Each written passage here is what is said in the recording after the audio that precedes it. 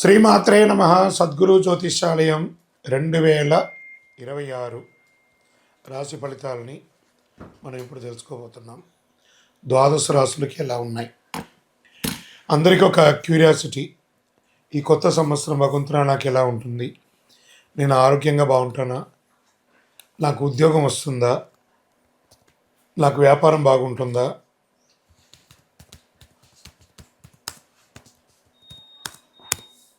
నాకు real estate బాగుంటుందా? ఇలా ఒక్కొక్కరికి ఒక్కొక్క రకమైనటువంటి ఆలోచన. ఉగాది తర్వాత శ్రీ పరాభవనామ సంవత్సరం కూడా వచ్చేస్తుంది. దాని తర్వాత మనం ఉగాది పంచాంగ శ్రవణాన్ని కూడా మనం చేసుకుంటాం. ఈలోపు ఈ జనవరి 1వ తారీఖు నుండి డిసెంబర్ 31 వరకు ఈ ద్వాదశ రాశులకి ఎలా ఉందో తెలుసుకోబోతున్నాం. అన్నిటికంటే ముందు జాతకం అనేది పడుతున్న వర్షానికి ఒక గొడుగు మాత్రమే, కానీ జాతకం జీవితం కాదు. దీన్ని అందరూ గుర్తుపెట్టుకోవాలి. మీకు ఎంత అవసరం ఉందో అంతే తెలుసుకుంటే మంచిదేమో అనిపిస్తుంది.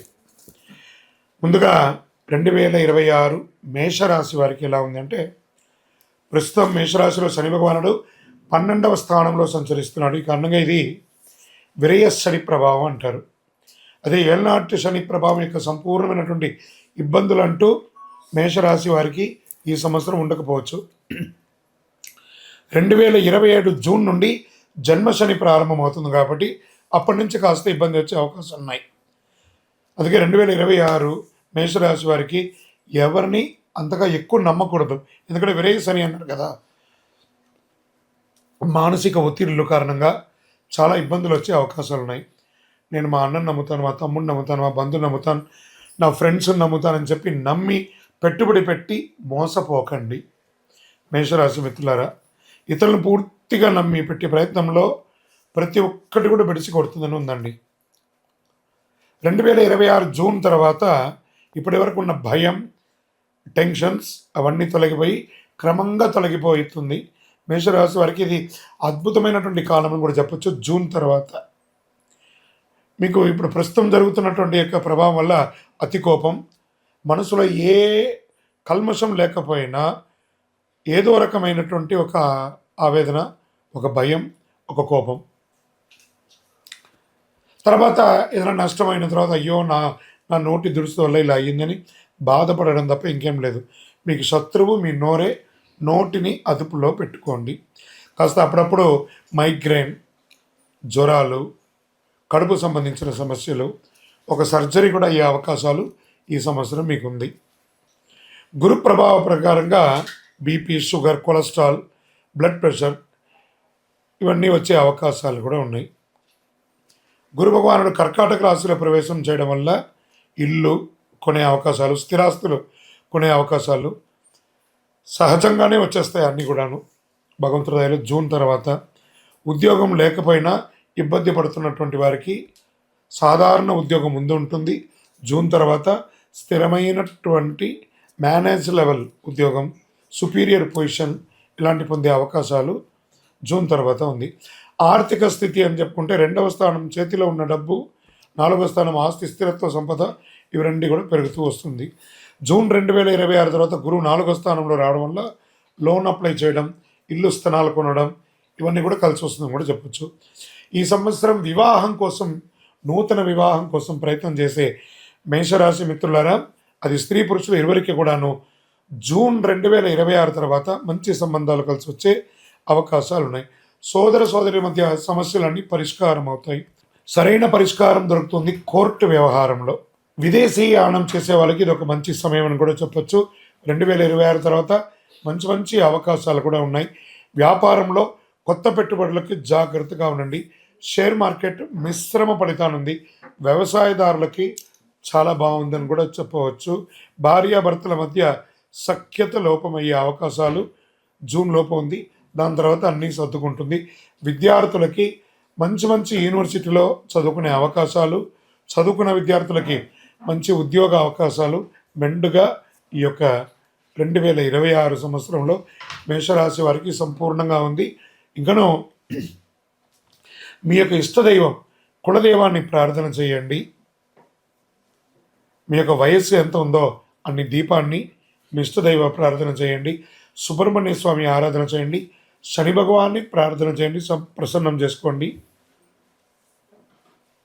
విదేశీయానం చేసే వాళ్ళకి ఇది ఒక మంచి సమయం అని కూడా చెప్పొచ్చు. విదేశీయ పెట్టుబడులకి బాగుంటుందంటే రియల్ ఎస్టేట్ మిశ్రమంగా ఉంది. రాజకీయ నాయకులకి కాస్త